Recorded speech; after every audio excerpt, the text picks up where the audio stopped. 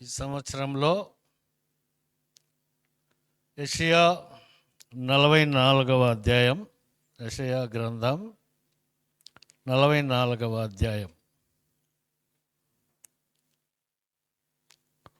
వచనము 7వ వచనాన్ని తీసుకుందాం. యెషయా 44వ అధ్యాయం 44 7th verse 7వ వచనం. ఆదిలోనున్న జనమును నియమించినది మొదలుకొని నేను తెలియజేయుచూ వచ్చినట్లు తెలియజేయగలవాడెవడు? అంతవరకు అండి. ప్రార్థన చేసుకుందాం. చిన్న ప్రార్థన చేసి ధ్యానాన్ని చేద్దాం. సర్వశక్తి గల దేవ, కృపగల తండ్రి, యేసయ్య, నిలబడినటువంటి వాడిని అల్పుడున్న తండ్రి, నీ సెలవు చాటున మరుగుపరుచుకొని మీరే ఈ సంఘముతో మాట్లాడమని ప్రార్థన చేస్తున్నాను ప్రభువా. విత్తబడినటువంటి వాక్యాన్ని ఫలింప చేయమని యేసుక్రీస్తు పరిశుద్ధ నామంలో ప్రార్థన చేస్తున్నాం తండ్రి, ఆమేన్. యెషయా 44వ అధ్యాయం 7వ వచనాన్ని పరిశీలించినట్లయితే మనకు ఒక అంశము బయలుపడుతుంది. కోల్పోయినవన్నీ రెండంతలుగా దేవుడు ఇస్తాడు. మనం ఏమైతే కోల్పోయినామో తిరిగి దేవుడు రెండంతలుగా ఇస్తాడు అనేటువంటి అంశాన్ని గురించి ఈరోజు మీకు తెలియపరుస్తున్నాను. ఆదిలోనున్న జనమును నియమించినది మొదలుకొని, ఆదిలోనున్న జనము అంటే ఆదాము హవ్వ ఏదెను తోటలో ఉంచబడిన దినము నుంచి ఈ క్షణము వరకు, ఈ దినము వరకు దేవుడు మనకేం తెలియచేస్తున్నాడంటే, నేను తెలియజేయచూ వచ్చినట్లు తెలియజేయగలవాడెవడు? నేను తెలియజేయచూ వచ్చినట్లు తెలియజేయగలవాడెవడు? మరి దేవుడు ఇక్కడ మనతో మాట్లాడుతున్నాడు. తెలియజేయవాడెవరు? దేవుడు. ఇక్కడ అంటే తెలియని విషయాలు మనకు తెలియపరుస్తుంటున్నాడు దేవుడు. మరి ఆదాము మొదలుకొని ఇప్పటి వరకు కూడా దేవుడు మనకు తెలియపరుస్తూ వస్తుంటున్నాడు. అదే మనం ఇక్కడ తెలుసుకుంటున్నాం. తెలియజేయగలవాడెవడు? దేవుడు తెలియజేయకపోతే మనకి ఎలా తెలుస్తుంది ఆదాము హవ్వల కథ గురించి? మరి ఇక్కడ ఆది కాండము రచించినటువంటి గ్రంథకర్త ఎవరు? ఆది కాండాన్ని రచించింది వరుసగా 5 కాండాలు ఉన్నాయి. మోషే రాశాడనమాట. ఈ 5 కాండాలన్నింటినీ కూడా మోషేతో దేవుడు చెప్పి రాయించాడనమాట. ఇక్కడ లేకపోతే దేవుని సృష్టిని గురించి రాయడం అంటే అది మానవునికి అసాధ్యం. దేవుడే తెలియపరిచాడు. దేవుడు తెలియపరచకపోతే మానవుడికి గమ్యం అనేటువంటిదే లేదు. దేవుడే తెలియచెప్తూ తెలియపరుస్తుంటున్నాడు. నేనే సృష్టికర్తను. మొట్టమొదటి దినము నుండి 6వ దినము వరకు కూడా దేవుడు చెప్పినట్లుగా సృష్టిని అంతటి కూడా క్రమంగా మోషే ద్వారా రాయించాడనమాట ఇక్కడ దేవుడు. అదే అంశం గురించే మనం మాట్లాడుతున్నాం. ఇక్కడ మనము కొన్ని విషయాలని మనం తెలుసుకున్నట్లయితే, మనము కొంతమంది శాస్త్రవేత్తలు, ప్రపంచంలో ఉన్నటువంటి శాస్త్రవేత్తలందరూ కూడా ఈ సృష్టి యొక్క రహస్యాలను కనుగొనాలని వారు ఎంతగానో పరిశోధిస్తుంటున్నారు. కానీ ఎవరు కూడా దాని మర్మాన్ని కూడా తెలుసుకోలేకపోతున్నారు. దేవుడు చెప్పితే తప్ప ఆ సృష్టిలో ఇది ఉంది అని మనకు తెలియదు. దేవుడు తెలియజేస్తే తప్ప మనకు తెలియదు, మానవునికి తెలియదన్నమాట. కానీ ప్రపంచంలో ఉన్నటువంటి గొప్ప శాస్త్రవేత్తలందరూ కూడా ఈ రోజుల్లో ప్రయత్నం చేస్తున్నారు. ఈ సృష్టిలో ఏముంది, ఈ పైనున్న ఆకాశంలో ఏముంది, ఖగోళం ఏం జరుగుతూ ఉంది ఇక్కడ ఈ సృష్టిలో అనేది. అంటే ప్రపంచంలో ఒక గొప్ప శాస్త్రవేత్త ఉన్నాడు, స్టీఫన్ హాకింగ్ అని. అతని పేరు స్టీఫన్ హాకింగ్. అతడు మాట్లాడలేడు, వినలేడు, కానీ కంప్యూటర్ సహాయంతో ఆ యొక్క ఇది ఆయనలో మనసులో ఉండే వాటిని ఆ డివైజర్సే చెప్తాయన్నమాట. అంటే ఆ పరికరాల ద్వారా ఆ కంప్యూటర్లో చెప్పబడతాయి. వాయిస్గా రికార్డే ఆ కంప్యూటరే చెప్తుంది ఆయన ఏమనుకుంటున్నాడు అనే విషయం. ఆయన ALS అనే వ్యాధికి గురి అయి నరాలన్నీ పట్టుకుపోయి కుర్చీలోనే ఉండిపోయాడు. జీవితాంతం కుర్చీలోనే ఉండిపోయినాడు.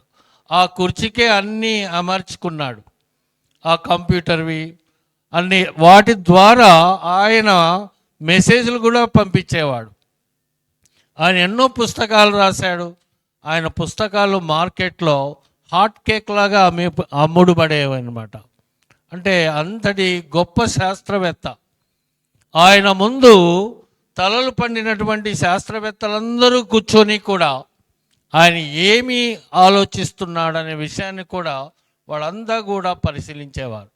ఆయన బ్లాక్ హోల్స్, నక్షత్రాల మధ్యన బ్లాక్ హోల్స్ ఉన్నాయని కనిపెట్టినాడనమాట ఆయన, స్టీఫన్ హాకింగ్ అని. కానీ వాళ్ళ తల్లిదండ్రులు ఆయనకు క్రైస్తవుని పేరే పెట్టారు, స్టీఫన్ అని. స్టీఫన్ అంటే మీకు తెలుసు కదా ఎంత గొప్ప వ్యక్తో.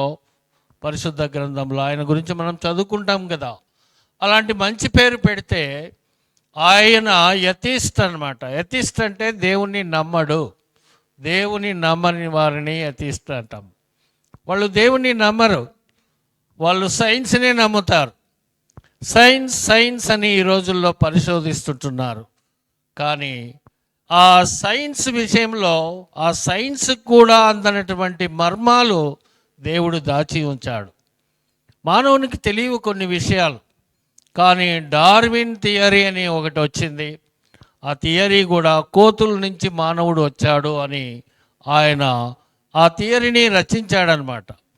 మానవుడు కోతుల నుంచి వస్తే మరి ఆ కోతులు ఇప్పుడు ఎందుకు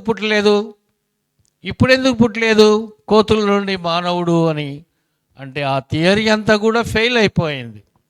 అలాగే స్టీఫన్ హాకింగ్ కూడా దేవుడు లేడనే ఉద్దేశంలో మాట్లాడేవాడు. కానీ ఈయన పరిశోధిస్తూ చెప్పాడు, ఈ యొక్క యూనివర్స్ అంటే ప్రపంచమంతా కూడా చాలా పెద్దది, చాలా వ్యాస్ట్గా ఉంటుంది, ఎవరికి అంతు చిక్కనటువంటిది. దేవుడు నోరు విప్పితే తప్ప దీనిలోని మర్మాలు ఎవరికి తెలియవు అని ఆ స్టీఫన్ హాకింగే చెప్పాడు. అంటే చిట్ట చివరకు దేవుణ్ణి అని స్మరించాడు. అంతటి ఎథిస్ట్, దేవుడు లేడని వాదించిన వ్యక్తే చిట్ట చివరకు దేవుడు ఉన్నాడనే విషయాన్ని తెలియపరిచాడు ఇక్కడ. అంటే దేవుడు నోరు తెరవకపోతే మానవునికి గమ్యం అనేటువంటిదే ఉండదన్నమాట. అదేవిధంగా ఇక్కడ ఈ సృష్టి క్రమాన్ని కూడా మోషే ద్వారా 1500 క్రీస్తు పూర్వం 1500 సంవత్సరంలో రాయించాడనమాట. ఆది కాండం నుంచి 5 పుస్తకాలను కూడా. మరి మనము ఫస్ట్ మాటగా 1వ మాటగా లూకా సువార్త 2వ అధ్యాయం, దయచేసి తీయండి. లూకా సువార్త 2వ అధ్యాయం 10వ వచనం.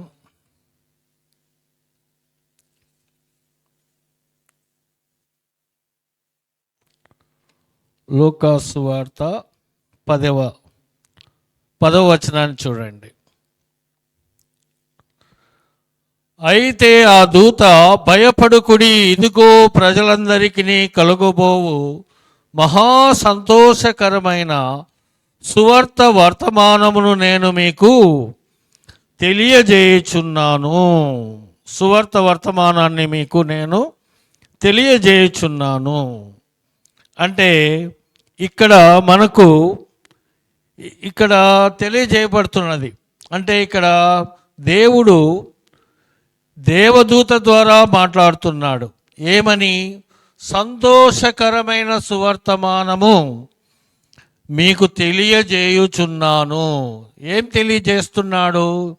ఏది సువార్త వర్తమానము అంటే, ఆ రోజుల్లో రక్షకుడు మీ కొరకు పుట్టాడు అనే ఉద్దేశాన్ని మొట్టమొదటిసారిగా గొర్రెల కాపరులకు తెలియపరుస్తుంటున్నాడు.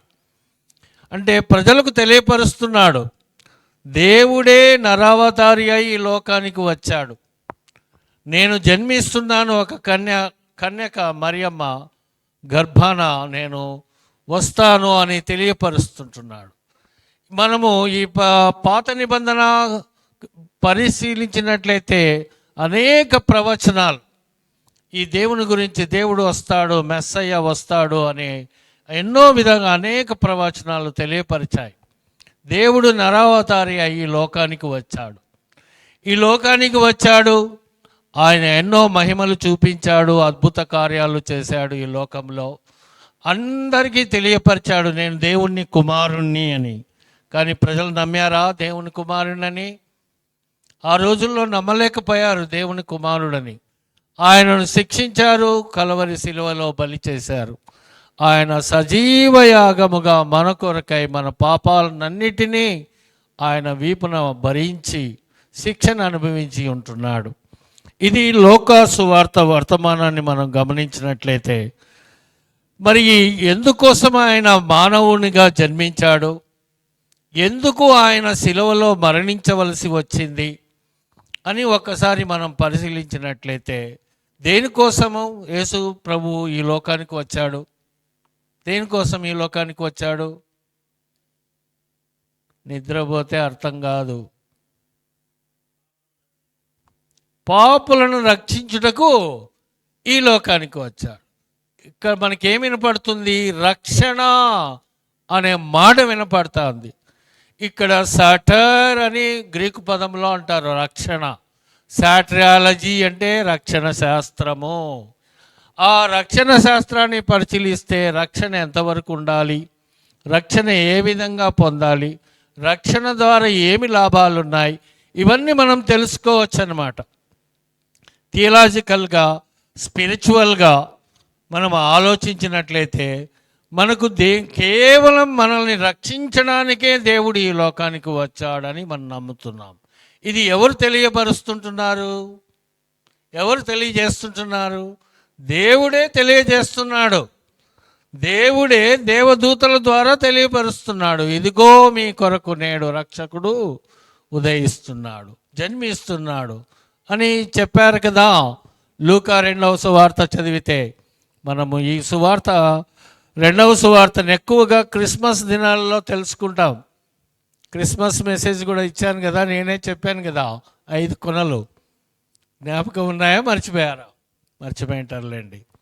కానీ దేవుడు యేసుక్రీస్తు ద్వారా ఈ లోకాన్ని రక్షించడానికి ఈ లోకానికి వచ్చాడు. అది మానవుడు తెలుసుకోవాలి. రక్షణ అనేది చాలా మనకు ఇంపార్టెంట్ అన్నమాట. ఈ రక్షణ పొందడానికే మనము దేవుణ్ణి, యేసుక్రీస్తు ప్రభుల వారిని మనం అంగీకరిస్తుంటున్నాం. ఎక్కడ కూడా మనకు రక్షణ అనేది ఒక దేవుని దగ్గరనే మనం పొందగలము, కానీ బయట ఇది ఎక్కడ కూడా దొరకనటువంటిది. రక్షణ దొరుకుతుందా ఎక్కడైనా? ఎక్కడ కూడా దొరకలేనటువంటి ఈ రక్షణను గురించి మనకు తెలియదన్నమాట, సరిగా తెలియదు. మరొక చూద్దాం, లూకా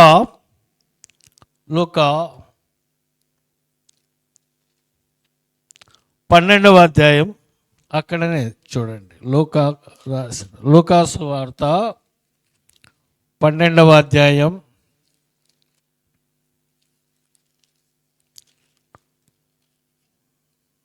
5:4 చూడండి. 4:5లో చూస్తే, నా స్నేహితులైన మీతో నేను చెప్పున్నదేమనగా, దేహమును చంపిన తరువాత మరేమియూ చేయనేరని వారికి భయపడుకుడి. ఎవరికి మీరు భయపడవలెనో మీకు తెలియజేయుదును. చంపిన తరువాత నరకములో పడద్రోయ శక్తి గలవానికి భయపడుడి. ఏం చెప్తున్నాడు ఇక్కడ దేవుడు? ఈ శరీరాన్ని చంపువానికి మీరు భయపడద్దండి. కానీ ఈ శరీరాన్ని నరకములో పడవేయు వానికే మీరు భయపడడి అని తెలియచేస్తున్నాడు. చూడండి అక్కడ ఏం చెప్తున్నాడు. ఎవరికి మీరు భయపడవలెనో మీకు తెలియజేయుదును. మనము ఈ దేహాన్ని చంపేవారికి మనం భయపడవలసిన అవసరం లేదు, కానీ ఈ దేహాన్ని నరకంలో పడవేసే వారికే మనం భయపడాలి. మనం ఎక్కడ ఉంటుంది శిక్ష? నరకంలో ఉంటుంది శిక్ష. దేవునికి దగ్గర కాకపోతే, నీకు రక్షణ లేకపోతే ఏమొస్తుంది? నరకానికి మనం బలి కావాల్సి ఉంటుంది. నరకంలో పడద్రోయ శక్తి గలవానికి భయపడుడి అంటే ఇది దేవునికి భయపడాలి మనం. అంటే మనల్ని ఈ రోజుల్లో ఎంతోమంది బెదిరిస్తుంటున్నారు. మొన్న రీసెంట్గా కూడా జరిగింది కదా, గాస్పెల్ హాల్ బస్సునంతా కూడా ఇది పాడు చేసేసి దాన్ని కొట్టి అద్దాలు పగలగొట్టి చాలా ఇదిగా చేస్తున్నారు ఈ రోజుల్లో. ఎందుకు ఈ విధంగా జరుగుతుంది అంటే దేవుని రాకడ బహు సమీపంగా ఉంది కాబట్టి మనిషి మీదకి మనిషి లేస్తాడు. అంటే ఇవే ఒకరి కులం గొప్ప అంటే మా కులం గొప్ప అని లేస్తారు. ఇక్కడ ఒకరికంటే ఒకరికి పడని కాలంలో దగ్గరలో ఉంటున్నాం మనం. ఇవన్నీ సూచన. సువార్త త్వరలో మోయబడుతుంది. అంటే ఈ సువార్త ఇంకా మీదట ఎక్కడ పబ్లిక్ వీధుల్లో వినిపించబడదు. బైబిళ్ళు కాల్చివేయబడతాయి, బైబిల్ కూడా దొరకదు. చూడండి, ఈ కృపకాలంలోనే మనం రక్షించబడితే రక్షించబడినట్లే, లేదంటే మనం శిక్షకు గురి అవుతాం. ఈ కృపకాలం దాటిన తర్వాత మీకు క్షమాపణ ఉండదు. అర్థమవుతుందా నేను చెప్పేది? ఈ కృపకాలంలోనే మనం మారు మనస్సు పొందాలి. ఇప్పుడే మనం దేవునికి స్థానం కల్పించాలి, దేవుణ్ణి నమ్మాలి. దేవుణ్ణి నమ్మకుండా దూరంగా పోయే రోజులు వస్తుంది. ప్రేమ చల్లారిపోతుంది. ఏర్పరచబడిన వారు సైతం కూడా పడిపోతారు. అంటే ఇక్కడ ఎవరిని కూడా సువార్త చేయనీయదు లూసిఫర్, సైతాన్. వాడు ఎవరిని కూడా చేయనీయడు. ప్రతి ఒక్కరిని వాని టార్గెట్ ఏమి? నరకానికి తీసుకుపోవడమే వాని టార్గెట్. వాడు నరకం వరకు తీసుకుపోయి వదిలేస్తాడు. చూడండి, బట్ దేవుని ప్రేమ ఆ విధంగా ఉండదు.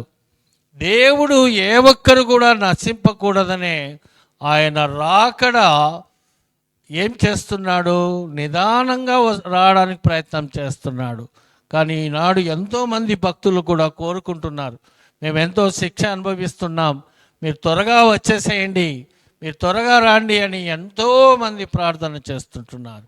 ఏబెల్ ఆ రోజు ఏబెల్ రక్తం చిందిన నాటి నుండి ఈనాటి వరకు కూడా చనిపోయినటువంటి ప్రతి భక్తుడు కూడా దేవునికి మొరపెట్టుకుంటున్నారు, రండి మీరు అక్కడ రావాలి అని. చూసారా, ఆయన వచ్చే కాలంలో ఇవన్నీ కూడా మనకు జరుగుతూ ఉంటాయి. మనము మీరు నమ్ముకున్నటువంటి వారిని కూడా మీకు శత్రువులాగా చూస్తారు. మీరు యేసుప్రభుని నమ్ముకున్నారా, మిమ్మల్ని మేము ఏం చేస్తామో చూడండి అని. ఏం చేస్తారు వాళ్ళు? చేస్తే ఈ శరీరానికే చేయొచ్చు, కానీ నీ ఆత్మను మాత్రం వాళ్ళు ఏమి చేయలేరు. సువార్తను ఆపాలని ప్రయత్నం చేస్తున్నారు, కానీ సువార్తను ఆపుతారా? క్రైస్తవ్యాన్ని నశింపజేయాలని ఎంతోమంది కంకణం కట్టుకొని ఆ రోజుల్లోనే చక్రవర్తులు అణచాలని చూశారు, కానీ అణిగిపోయిందా? క్రైస్తవం ఎంతవరకు వచ్చింది? ముదిగుప్ప వరకు వచ్చింది. మనమంతా మారిపోయినాం. మనమంతా కూడా ఎంతోమంది త్యాగం చేస్తేనే ఈ బైబిల్ మన చేతిలో ఉంటుంది. ఈ పుస్తకం ఏ విధంగా వచ్చింది అంటే, ఈ పుస్తకం కనపడకుండా చేస్తానన్నాడు సార్ వాల్టర్. నేను రాసినటువంటి పత్రికలే, నేను రాసినటువంటి మాటలే ప్రతి ఒక్కరు కూడా ఈ ప్రపంచంలో చదవాలని ఆయన కంకణము కట్టుకొని చేస్తే చివరికి ఆయన ఇల్లే బైబిల్ ప్రింట్ అయినాయి. దేవుడు చూడండి ఎలాగ చేశాడు. ఆయన ఇల్లునే కొనుక్కొని ఆయన ఇంట్లోనే బైబిల్ ముద్రించబడ్డాయి. ఈ ప్రపంచానికంతా కూడా వారు చేరవేశారు. అన్ని భాషల్లో రచించబడింది ఒక బైబిల్ మాత్రమే. అంటే ఈ పుస్తకం కొరకు ఎంతోమంది చనిపోయారు, ఎంతోమంది బలి అయిపోయారు. కానీ ఈరోజు మన చేతుల్లో ఉంది అంటే వారు చేసినటువంటి త్యాగ ఫలితమే. బైబిల్లో ఉన్నది మనం తెలుసుకోవాలి. బైబిల్ అనుసారంగా, వాక్యానుసారంగా మనం జీవించడానికి ప్రయత్నం చేయాలి. మనం బలహీనులమే, చేతకానటువంటి వారమే, పురుగు వంటి వారమే, మండి వారమే. అయినా కూడా మనము దేవుణ్ణి మనం క్షమాపణ అడిగితే క్షమించే దేవుడు ఉన్నాడు, ప్రేమించే దేవుడు అయి ఉంటున్నాడు. ఆయన మనకు తెలియనివి తెలియపరుస్తుంటున్నాడు, తెలియజెప్తుంటున్నాడు. మనకి ఏదైతే తెలియవో అవి తెలియపరుస్తుంటున్నాడు. ఇది దేవుని యొక్క పిలుపు అన్నమాట. ఆయన పిలుస్తున్నాడు ప్రతి నిత్యం కూడా. మన ఆత్మ ఘోషిస్తుంటుంది, మన లోపల ఉండేటువంటి మనకు మనస్సాక్షి గద్దిస్తుంటుంది. మన మనస్సాక్షి గద్దించినప్పుడు మనం మారాలి. దానిని మనం ఎప్పుడైతే అశ్రద్ధ చేస్తామో ఏమైపోతాం చెప్పండి? అశ్రద్ధ చేస్తే మనము సాతానుని చేతిలో బందీలైపోతాం, వాని కబంధ హస్తాలలో దోచుకుపోతాం. ఈ శరీరం కొరకు మనం ఎన్ని ప్రయత్నాలు చేస్తుంటాం, ఈ లోకంలో ఎన్నో పనులు చేస్తుంటాం. కూటి విద్యలు కూటి కొరకే అని, కోటి విద్యలు కూటి కొరకే. చూడండి, ఎన్ని విద్యలు మనం నేర్చుకున్నా దేని కొరకు చేస్తున్నాం? అర్థమవుతుందా? మనం ఏం చేయాలని? జీవించడానికి కోసం ఎన్నో పనులు చేస్తుంటున్నాం, కానీ మన కొరకు మనం చేస్తున్నాము, కానీ దేవుని కొరకు మాత్రం మనం ఆలోచించడం లేదు. దేవుని కొరకు మనం ఏం చేస్తామని అందరికీ క్వశ్చన్ మార్కే. చూసుకోండి, ఏం చేశారు దేవుని కొరకు మీరు? నేను దేవుని కొరకు ఇది చేశాను అని చెప్పండి. ప్రతి ఒక్కరికి క్వశ్చన్ మార్క్. నాకు కూడా క్వశ్చన్ మార్కే, మీకే కాదు, నాకు కూడా క్వశ్చన్ మార్కే. ప్రతి ఒక్కరికి దేవుని కొరకు మనం ఏం చేస్తున్నాం చెప్పండి? ఏం చేస్తున్నాం మనం దేవుని కొరకు? దేవుడు మనకు చెప్తుండేది చిన్న చిన్న విషయాలే చెప్తున్నాడు, కానీ ఆ చిన్న విషయాలని కూడా మనం చేయలేనటువంటి పరిస్థితి. ఏం చేయమంటున్నాడంటే, మీకా చూసుకోండి. మీకా 6వ అధ్యాయం 8వ వచనాన్ని చూడండి. మీకా 6వ అధ్యాయం 8వ వచనాన్ని చూడండి. దేవుడు మనతో ఎంత క్లియర్గా చెప్తున్నాడో చూడండి. మనుష్యుడా, ఏది ఉత్తమమో అది నీకు తెలియజేయబడుచున్నది. ఏముందండి? మనుష్యుడా, ఏది ఉత్తమమో అది నీకు తెలియజేయబడుచున్నది. ఏది ఉత్తమము? చూడండి కింద. న్యాయముగా నడుచుకొనుటయు. మనకు చాలా కష్టం కదండి న్యాయంగా నడుచుకోవాలంటే. అన్యాయంగా ఎక్కువ నడుచుకుంటాం, కానీ న్యాయంగా నడుచుకున్నటయు. రెండవది, కనికరమును ప్రేమించుటయు. కనికరమును ప్రేమించాలి. మూడవదిగా, దీన మనస్సు కలిగి దేవుని ఎదుట ప్రవర్తించుటయు. ఇంతే కదా యెహోవా నిన్ను అడుగుచున్నాడు. ఏం అడుగుచున్నాడమ్మా? ఇంతే కదా, న్యాయంగా ఉండు అని అడుగుతున్నాడు. కనికరము చూపించు అంటున్నాడు. దీన మనస్సు కలిగి ఎక్కడ ఉండాలి? దేవుని ఎదుట మనం కలిగి ఉండాలి, న్యాయంగా ఉండాలి. నువ్వు న్యాయంగా దేవుని సన్నిధిలో ఉంటున్నావా? దేవునికి న్యాయంగా కనిపిస్తుంటున్నావా? దేవునిలో మనం న్యాయంగా ఉంటున్నామా? ఆదివారం వస్తేనే ఈ యొక్క స్థలానికి మనం చేరుకుంటాం, కానీ మన యొక్క మనసంతా ఎక్కడో ఆలోచిస్తుంటాం. న్యాయంగా దేవుని సన్నిధిలో మనం నిలబడలేం. కనికరం అంటూ చూపించలేని పరిస్థితి ఈ రోజుల్లో ఉన్నాయి. దీన మనస్సు కలిగి ఉండమంటున్నాడు. నీకు దీన మనస్సు ఉండాలి, కలిగి ఉండాలి అని తెలియపరుస్తుంటున్నాడు. చూడండి, దీన మనస్సు కలిగి ఉండడం అంటే దేవుని సన్నిధిలో ఉండాలి. దీన మనస్సు కలిగి ఉండాలి అంటే మనం ఇతరులకు మార్గదర్శకులుగా ఉండాలి, రోల్ మోడల్గా ఉండాలి. మనం క్రైస్తవులు అనగానే మన ముఖములోనే యేసు ప్రభు యొక్క ప్రేమను మనం కనపరిచేవారముగా ఉండాలి, న్యాయంగా ఉండాలి. మనం ఎప్పుడు కూడా అన్యాయంగా ఉండకూడదు. కానీ సైతాన్ మనల్ని ప్రేమిస్తుంది. ఇప్పుడు ఆధార్ కార్డు ఉంటేనే అన్నీ వస్తాయి అని కదమ్మా. ఆధార్ కార్డు ఉన్నా, పాన్ కార్డు ఉన్నా, ఇవన్నీ కార్డ్స్ అన్నీ పోతాయి వచ్చే రోజుల్లో. నువ్వు దేవుని నమ్ముకున్నావు అంటే నీ ఆధార్ కార్డు పోతుంది, నీకు బియ్యం రావు, చక్కెర రాదు, కెరసిన్ వేయమంటారు. అప్పుడు ఏం చేస్తారు చెప్పండి? దేవుని నమ్ముకుంటారా, ఆధార్ కార్డు నమ్ముకుంటారా? ఆధార్ కార్డే దేవుడు అయిపోతాడు మీకు కదా. ఆధార్ కార్డా దేవుడా? చూడండి, మనుష్యుడా ఏది ఉత్తమమో అది నీకు నేను తెలియజేయుచున్నాను. వచ్చే రోజుల్లో మనకి వాడు సైతాన్ ఏం చేస్తాడు? ఎర వేస్తాడు, ఎర. ఇలాంటివే. నీవు యేసుప్రభుని నమ్ముకుంటే ఈ ఆధార్ కార్డు నీకు రాదమ్మా అంటే, అయ్యో ఇల్లు పోతుందేమో అనుకుంటావు, సరుకులు రావేమో అనుకుంటావు. చూడండి, మన శరీరం కొరకు మనము లొంగిపోతాం. వాడు ఇలాంటివి కూడా ఎరవేస్తాడు, డబ్బు చూపిస్తాడు, ఆశ చూపిస్తాడు, నిన్ను త్రోవ తప్పించాలి అంటే. దేవుని మార్గం నుండి నిన్ను పక్కకు తొలగించాలని ప్రయత్నం చేస్తాడు.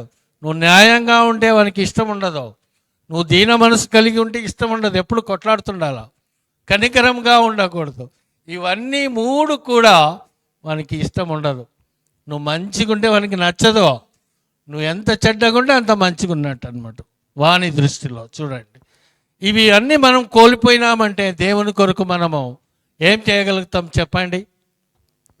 ఆఫ్రికా దేశంలో జాంజియా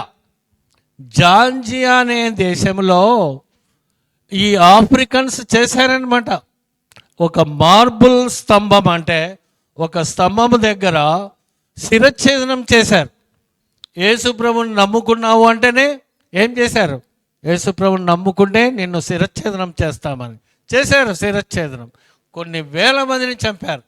కానీ అదే ప్రాంతంలో, జాంజియా ప్రాంతంలో ఎక్కడైతే శిరచ్ఛేదనం చేశారో అక్కడే ఫుల్ పీట్ ఉండి ఈరోజు దేవుని వాక్యము ప్రకటించబడుతూ ఉంది. జాంజియా ఆఫ్రికా ప్రాంతంలో. ఈ ప్రపంచంలో జరుగుతూ ఉన్నాయవన్నీ చూస్తున్నాం కదా మన కళ్ళారా. మణిపూర్ సంఘటన మీ అందరికీ తెలుసు. మణిపూర్లో చిన్న విషయానికి తగు వచ్చి ఎంత అక్కడ ఘోరాలు జరుగుతున్నాయో మీరందరూ కూడా చూసే ఉంటారు టీవీలుండి. అవునా? చూశారు కదా, వార్తలు కూడా వస్తుంటున్నాయి. మరి ఆ మణిపూర్ ప్రాంతంలో పాలించేటువంటి ప్రధానమంత్రి ఒక్క మాట కూడా చెప్పలేదు. అంతమంది చనిపోతున్నా ఒక్క మాట కూడా ఆయన పలకలేదంటే మీరు ఆలోచించండి. ఈ రోజుల్లో ఎంతోమంది చనిపోతున్నారు ప్రపంచంలో. ఒక క్యాలిక్యులేషన్ వేస్తే 25,000 మంది చనిపోతున్నారంట. ఎంతమంది? 25,000 మంది చనిపోతున్నారు. చూడండి, అంటే మనము కొంతసేపు కనబడి అంతలోనే మాయమైపోయేటువంటి జీవితమే నీటి బుడగ వంటిది. అది ఎప్పుడు పగులుతుందో మనకే తెలీదు. కానీ మనం ఎన్ని ఆశలు పెట్టుకుంటాం, ఎన్ని ప్లాన్స్ వేస్తాం. మనకు అట్లుండాలా, ఈ విధంగా ఉండాలని మనం ఆలోచిస్తాం. దేవుని యొక్క ఆలోచన లేకుండా మన ఆలోచనలతో ఆలోచిస్తాం. దేవుడు ఆలోచింపచేసే ఆలోచనలు మనం చేయం, మన స్వంత ఆలోచనలతో మనం చేస్తాం. కానీ జీవితం అనేది క్షణభంగురం అనేది మనిషికి తెలుసునో. నువ్వు ఈరోజు ఉంటావు, రేపు ఉంటావో ఉండవో తెలియని ఇది మనది. కొంతసేపు కనబడతాం, అంతలోనే మాయమైపోతాం అంటున్నాం. పాట కూడా పాడతాం కదా, ఎవరైనా చనిపోయినప్పుడు కొంతసేపు కనబడి అంతలోనే మాయమయ్యాయి. ఆవిరి వంటిదిరా జీవితం. మనమంతా ఆవిరి వంటి వాళ్ళం, ఎప్పుడు ఏమైపోతామో తెలియని పరిస్థితి. మరి ఇది తెలిసి కూడా మనం ఎందుకు ఇంతగా బాధపడుతుంటాం? ఏదైనా మనం రాణించకపోతే, ఏదైనా మనం సాధించకపోతే, మా బాబుకి ఇది రాలేదు అది రాలేదనే బాధపడతాం. కానీ ఎందుకు రాలేదు అనే ప్రశ్న మాత్రం వేసుకోం. అది మనలో ఉండే బలహీనత. మనం ఎందుకు సాధించలేము అనేది. ఎందుకు సాధించలేము అంటే మనము దేవుని పైన ఆధారపడడం లేదు. దేవుడు తెలియపరుస్తుంటున్నాడు నీకు, దేవుడు చెప్తున్నాడు నీకు. కానీ మనం దేవుడు చెప్పే మాటలు మనం వినడం లేదు, మన సొంత ఆలోచనలు చేస్తున్నాం. దేవుడు మాకు ఇవ్వలేదు, ఆ దేవుడు మాకొద్దు అంటారు. దేవుడు ఇస్తే మాకు ఆ దేవుడు కావాలి. దేవుడు ఇవ్వలేదనుకో, ఆ దేవుడు ఏమి ఇవ్వలేదు, నేను ఎన్ని సంవత్సరాల నుంచో పోతున్నాను కానీ నాకు దేవుడు ఏం సహాయం చేయలేదు. ఎలా చేస్తాడు చెప్పండి? మనం మారితే కదా దేవుడు సహాయం చేసేది. చెప్పండి మా. గాల్లో దీపం పెట్టి దేవుడా దేవుడా ఆరిపోద్దంటే ఆరిపోతుందా? ఆరిపోదా? మన మన భక్తి ఆ విధంగా ఉంది. మన భక్తి పర్ఫెక్ట్గా లేదు కాబట్టి దేవుడు కూడా మనకు సహాయం చేయాలని ఇష్టపడడు.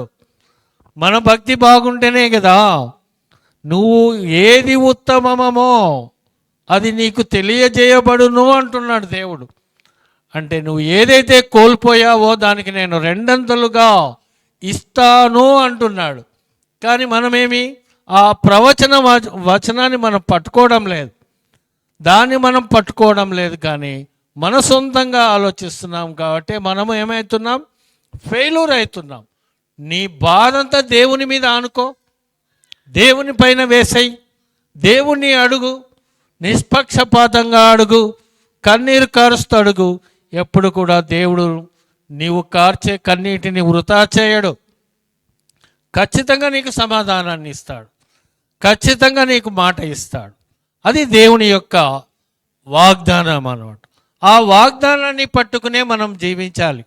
అది మనకు దేవుడు తెలియపరుస్తుంటున్నాడు. మరి ఈ ఒక చిన్న కథ చెప్తే మీకు బాగా అర్థమవుతుంది అనుకుంటా. ఒక గండు చీమ ధర్మవరం రైల్వే స్టేషన్ అందరికీ తెలుసు కదండి. మన ముదుగుబ రైలు తెలుసు కదా మీకు, తిరుపతి ట్రైన్ నుంచి ఎంత ఫాస్ట్గా పోతా ఉంటుంది. ఒక గండు చీమ అనిందంట చీమలతో, ఈరోజు నేను తిరుపతికి వెళ్ళే ట్రైన్ని ఆపుతాను అనిందంట. ఏది? గండు చీమ అనిందంట. పట్టాల మీద ఉండి నేను ఈరోజు తిరుపతి ట్రైన్ వస్తే దాన్ని ఆపి చూపిస్తాను చూడండి అనిందంట చీమలు. ఆ చీమలు అనుకుని వీనికి ఏమో అయింది, ఈరోజు వీడు పోతాడు అది, అవన్నీ మాట్లాడుకున్నాయంట. కానీ మీరు అలా అనుకోదు, నేను ఆపుతాను చూడండి అని ఆ గండు చీమ పట్టాల మీద ఉందంట. అది ఇంకా 2-3 కిలోమీటర్లో సౌండ్ చేసుకుంటూ వస్తేనే ఇది ఎగిరి దూరంగా పడిపోయింది అనమాట. అంటే గండు చీమ లాంటి వాళ్ళు మనం దేవుణ్ణి ప్రశ్నిస్తాం, మనం దేవుణ్ణి ఆపాలనుకుంటాం కదా. దేవుడు ఇది చేస్తానంటే ఏం చేస్తాం? మనం గండు చీమ లాంటి వాళ్ళం, ఊగా పలుకుతాం కానీ దేవుణ్ణి ఎదురు తిరుగుతామా? దేవునికి మనం ఎదురు తిరిగేంత వాళ్ళమా? ఆవిరి వంటి వారము మనము, నీటి మీద బుడగ వంటి వారము. దేవుణ్ణి ఎదిరిస్తామా? ఎదిరించలేం. కానీ కొంతమంది తెలియక మాట్లాడతారు, దేవుడే నాకు ఇస్తే నేను ఎందుకు ఇట్లుంటాను అంటారు. దేవుడా అది తప్పు చేసింది, నీలో తప్పు పెట్టుకొని దేవుణ్ణి నిందిస్తే దేవుడా దానికి కారణం? చూడండి, గండు చీమ ఏమనింది? ట్రైన్ ఆపుతుందా? రైలు బండిని ఆపగలదా?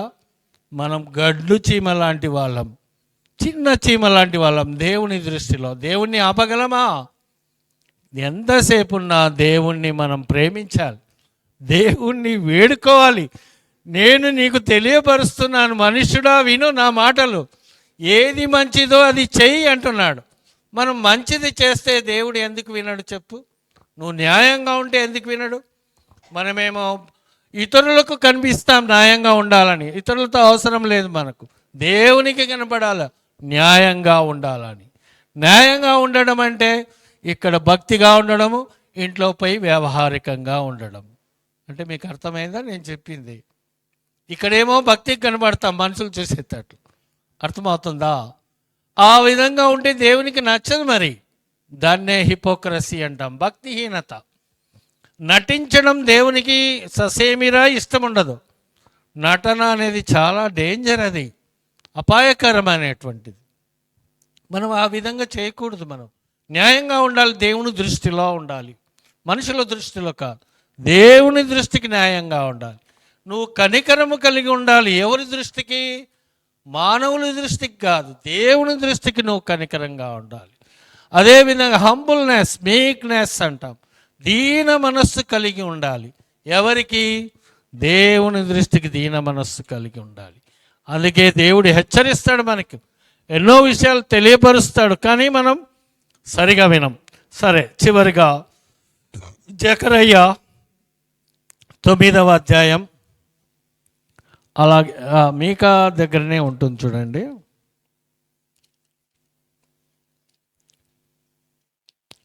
జకర్యా 9వ అధ్యాయం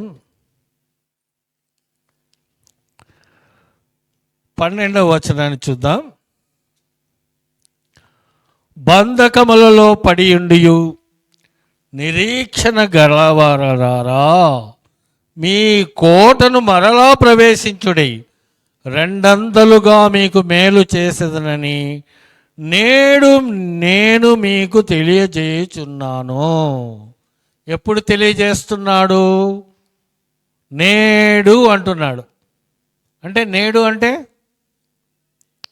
ఈరోజే, ఈ క్షణాన్ని నేడు మీకు తెలియజేస్తున్నాను.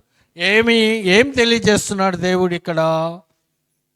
రెండంతలుగా మీకు మేలు చేసేదనని నేడు నేను మీకు తెలియజేయుచున్నాను. మనం ఎలాగున్నాము? బంధకాలలో పడి ఉన్నాం. ఎలాంటి బంధకాలలో పడి ఉన్నాము? సాతాను బంధకాలలో పడి ఉన్నాం. భార్య మారితే భర్త మారడు, భర్త మారితే భార్య మారదు, తల్లి మారితే కొడుకు మారడు, కొడుకు మారితే తల్లి మారదు, అక్క మారితే చెల్లి మారదు, చెల్లి మారితే అక్క మారదు, అన్న మారితే తమ్ముడు మారడు, తమ్ముడు మారితే అన్న మారడు. ఈ విధంగా మనం ఉంటే చూడండి ఎన్ని బంధకాలలో మానవుడు ఉన్నాడో ఈ రోజుల్లో. ఇవి బంధకాల్లో పడి ఉండడం అంటే మనల్ని ఎవరో ఒకరు ప్రేరేపిస్తుంటారు. ఒకరికి ఇష్టం ఉంటే ఇంకొకరికి ఇష్టం ఉండదు. ఆ విధంగా కుటుంబంలో ఉంటే నువ్వు శాంతిగా ఉంటావా? శాంతి సమాధానాలతో ఉంటావా?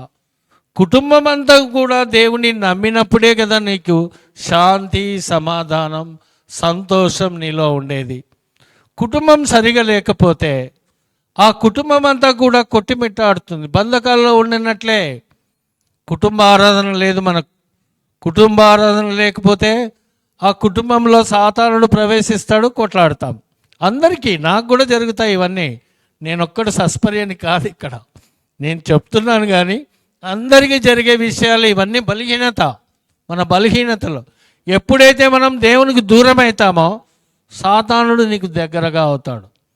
గుర్తుపెట్టుకోండి, మనం దేవునికి ఎప్పుడైతే దూరం అవుతామో సాతాను దగ్గర అవుతాడు. మనము ఆయన బంధకాల్లో ఉంటే ఎప్పుడు దుఃఖమే. నువ్వు ఎంత దుఃఖపడితే సాతానునికి అంత ఇష్టపడతాడు. నువ్వు ఎంత సంతోషపడితే వాడు అంత దుఃఖపడతాడు. నువ్వు సంతోషంగా ఉంటావా, దుఃఖపడతావా? నువ్వు ఎవరు పార్టీ? చెప్పండి, ఎవరు పార్టీ? మీరు దేవుని పార్టీ, సాతాను పార్టీ? వినపడలే. ఎవరో నిద్రపోతున్నారు, లేపండి. ఆ పార్టీని అడగండి. నిద్రపోయే వాళ్ళంతా వాని పాటే. అర్థమవుతుందా? దేవుని వాక్యమో అది వినిపించదు కూడా. ఎందుకు వింటావు? పండుకో, కొంతసేపు పండుకో, తిన్నావు కదా పండుకో అంటుంది. నిద్ర వస్తుంది, తూగు వస్తుంది. తూగుడు వస్తే అర్థమవుతుందా మేము చెప్పేది? కాదు. ఏ పార్టీ నువ్వు? అడగండి అక్కయ్యని, ఏ పార్టీని? ఏ పార్టీ అంటే చెప్పలేము కదా. మనం రెండు పార్టీలు ఉంటారు కొంతమంది, అటు ఇటు గోడ మీద పిల్లి మాదిరిగా. ఇట్టయితే అట్లా, అట్లయితే ఇట్లా జంప్. వాళ్ళని జంప్ జిలానీలు అంటారు. ఏమంటారమ్మా? జంప్ జిలానీస్ అంటారు వాళ్ళని. ఇట్టుంటే అట్ట పోతారు, అట్లా పోతారు. చూడండి, వెచ్చగానైనా ఉండాలి, చల్లగానైనా ఉండాలి. నులివెచ్చని జీవితం ఎలాంటిది? అది కొంచెం దేవునిలో, కొంచెం సాతానులో, కొంచెం దేవునిలో, కొంచెం సాతానులో ఉంటే అది నులివెచ్చని జీవితం. దానివల్ల మనకేం జరుగుతుంది చెప్పండి? నష్టమే జరుగుతుంది. మనకు దేవుడు ఏం చేయలేదు, ఎందుకు నమ్ముకున్నావు? దేవుడిని వదిలేయి అంటుంది. ఎవరు అనేది ఆ మాట? సాతానే చెప్తుంది. మీ స్నేహితుని రూపంలో వస్తుంది, మీ భర్త రూపంలో వస్తాడు, మీ భార్య రూపంలో వచ్చి చెప్తుంది. ఏం దేవుడు? ఆ దేవుడు ఏం చేసినాడు? నీకు వదిలేయి అంటుంది. అంటే అప్పుడు నువ్వు అనుకోవాలా, చూడు నన్ను హెచ్చరిస్తూ ఉంది అని, నేనేదో తప్పు చేస్తున్నాను అని. దేవుడు మనకు తెలియపరిచినవి తెలియకుండా నువ్వు ఉన్నట్లయితే, ఇప్పటికీ కూడా నువ్వు తెలియకున్నట్టు ఉన్నట్టయితే మనం ఎంతో నష్టపోతాం. అదే ఇక్కడ చెప్తున్నారు, బంధకాల్లో ఉంటే, పడి ఉంటే నిరీక్షణ గలవారా. మన నిరీక్షణ ఏది? దేవుడు మనకి లోకానికి వచ్చి మనలందరినీ మధ్యాకాశంలో తీసుకొని పోయి ప్రేమ విందు జరుగుతుంది. ఇక్కడే కాదు, చికెన్ బిర్యానీ అక్కడ కూడా దొరుకుతుంది, పరలోకంలో కూడా. అర్థమవుతుందా? కిందే కాదు, పైన కూడా దొరుకుతుంది మనకు. మరి దానికి రారా మీరు? పరలోకాన్ని విందుకు రారా దేవుని దగ్గరికి? అది మన నిరీక్షణ. క్రైస్తవులకు ఉండే నిరీక్షణే ఇది. మనకి ఎందుకు నిరీక్షణ అంటే అదే, దేవుని దగ్గర మనకు విందు ఉంటుంది, మనం పరలోకానికి వెళ్తామనే నిరీక్షణ క్రైస్తవులకు ఉండాలి. ఆ నిరీక్షణ లేకపోతే అంటున్నాడు చూడు, దేవుడే అంటున్న మాటలు ఇవన్నీ కూడా. చూడండి, చదవండి. నిరీక్షణ గల వారలారా, మీ కోటను మరలా ప్రవేశించుడి. మనం తప్పులు చేసేవారముగా ఉన్నాం, పాపం చేసేటువంటి వారముగా ఉన్నాం, బలహీనులుగా ఉన్నాం. కాబట్టి మరలా మనము ఆ కోటలోకి ప్రవేశించాలి. దేవుని ద్వారాలు తెలుసుకుని వెళ్ళాలి. మనం దేవుని దగ్గరికి రావాలి. రండి, దేవుని దగ్గరికి రండి, మేము ఆహ్వానిస్తుంటున్నాం. అర్థమవుతుందా? ఇదే అన్నమాట. మీరు ఎప్పుడైతే ఆ కోటలోకి ప్రవేశిస్తారో ఏమి ఆశీర్వాదం ఉందమ్మా? రెండంతలుగా మీకు మేలు చేసేదనని నేడు నేను మీకు తెలియజేస్తున్నాను అని దేవుడే చెప్తున్నాడు. చూడండి, రెండంతలుగా మేలు చేస్తాను అని. నీవు కొంచెమే మేలు పొందుతున్నావేమో, కానీ దేవుని దగ్గరికి వస్తే రెండంతలుగా మేలు చేస్తాడు అనే విషయాన్ని ఇక్కడ తెలియపరుస్తున్నాం. కోల్పోయినవన్నీ కూడా రెండంతలుగా మీకు దేవుడు ఇస్తాడనే నమ్మకం మనకు ఉండాలి. ఇది నేను తెలియచేసేది. మనం ఏమైతే కోల్పోయి ఉన్నామో ఆ కోల్పోయిన వాటిని గురించి మనం ఆలోచించకుండా దేవుని యందు నువ్వు శ్రద్ధగా ఆలోచించినట్టయితే రెండంతల దీవెన మీకు ఉంటుంది. మనం ఏమైతే కోల్పోయినామో అవి రెండంతలుగా మనము అనుభవిస్తాం. ఇది దేవుని యొక్క మాటలు. దేవుడు ఈ పరిశుద్ధ వాక్యాన్ని దీవించునుగాక. ఏమండి, అర్థమైందా నేను చెప్పేది? కొంచెమైనా అర్థమైంది కదా? రైట్. ప్రార్థన చేసుకొని కూడికను ముగించుకుందామండి. సర్వశక్తి గల దేవ, కృపగల తండ్రి యేసయ్య, మీ పరిశుద్ధ నామానికి స్తోత్రములు, వందనములు నాయనా. విత్తబడినటువంటి వాక్యాన్ని వారి హృదయంలో ఫలింపచేయండి నాయనా. మీరు మాకు తెలియజేయబరుస్తుంటున్నారు ప్రభువా, ప్రతి విషయాన్ని మాకు తెలియచేస్తుంటున్నారు. మీరు ఉన్నారని తెలియపరుచుకుంటున్నారు. మీరు ఎంతోమందికి నాయనా మీరు దీవించి ఉన్న గొప్ప దేవుడవై ఉంటున్నారు ప్రభువా. మీరు ప్రవచనాల అనుసారంగా ఈ లోకానికి వచ్చారు. మీ యొక్క ప్రాణాన్ని మా కొరకై ఆ కలువరి శిలువలో బలి అయి ఉంటున్నారు ప్రభువా. మా పాపముల నిమిత్తమై మీరు బలి అయ్యారు. మా పాపముల నిమిత్తమే మీరు రక్తాన్ని చిందించి ఉంటున్నారు ప్రభువా. మీ రక్తంతో మమ్మల్ని శుద్ధీకరించండి తండ్రి. మేము బలహీనులము, చాతకానటువంటి వారము నాయనా, అనుమానించేటువంటి వారము తండ్రి. మమ్మలను సరిచేయండి ప్రభువా. నీ కృప మాపై ఉంచండి నాయనా. ఈ లోకంలో మాకు ఏదీ లేదని మాకు తెలియను తండ్రి. అంతా నశ్వరమే తండ్రి. నీటి బుడగ వంటి జీవితం నాయనా. ఎప్పుడు మేము ఉంటామో ఎప్పుడు వెళ్ళిపోతామో తెలియని పరిస్థితుల్లో మేము ఉంటున్నాం. కానీ ఈ లోకపు ఆశలకు, ఈ లోక భోగములకు నాయనా మేము చూసే వారముగా ఉన్నామేమో. క్షమించండి తండ్రి. మాలో మేము న్యాయముగా ఉండుటకు, కనికరము కలిగి ఉండుటకు, దీన మనసు కలిగి ఉండుటకు నీ కృప మాపై ఉంచమని ప్రార్థన చేస్తున్నాం తండ్రి. చేరి వచ్చినటువంటి ప్రతి బిడ్డను కూడా జ్ఞాపకం చేసుకోండి నాయనా. వారి ఇబ్బందుల్లో, ఇరుకుల్లో, ఇక్కట్లో సహాయం చేయండి నాయనా. వారి కుటుంబాల్లో శాంతి సమాధానాన్ని ఇవ్వండి. వారి హృదయంలో మరి నాయన కలత చెంది ఉన్నారో, ఆందోళనకరంగా ఉంటున్నారో ప్రభువా జ్ఞాపకం చేసుకోండి తండ్రి. వారి హృదయంలో శాంతినివ్వండి నాయన. వారికి ఒక నమ్మకాన్ని ఇవ్వండి నాయన. ఒక నిరీక్షను దయచేయమని ప్రార్థన చేస్తున్నాం. అనేక బంధకముల నుండి విడిపించండి ప్రభువా తండ్రి. వారికి నీ గొప్ప నిరీక్షను తెలియపరచండి తండ్రి. అశాశ్వతమైనటువంటి లోకం నశ్వరమే తండ్రి. ఏది కూడా శాశ్వతం కాదు నాయన. ఈ తుచ్చమైనటువంటి ప్రాణాలను కూడా అంతే కదా నాయన. యేసయ్యా, దేహాన్ని గాయపరచువారు, దేహాన్ని చంపేవారు ఆత్మను చంపలేరు కదా తండ్రి. మేము మరణిస్తే మరుక్షణమే నీ వద్ద ఉంటామనే ఆశ మాకు ఇవ్వండి ప్రభువా. మేము మరణిస్తే నీ వద్దకు మేము వస్తాననే నిరీక్షణ వారికి కలుగజేయండి ప్రభువా. ఈ లోకంలో ఏది కూడా శాశ్వతం కాదు నాయన. ప్రభువా, మమ్మలను జ్ఞాపకం చేసుకోండి తండ్రి.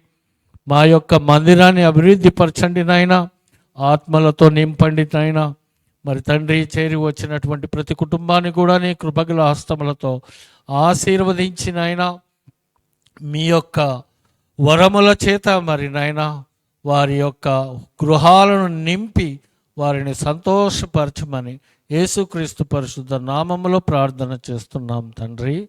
ఆమెన్. ఇంతటితో కూడిక ముగిసిందండి.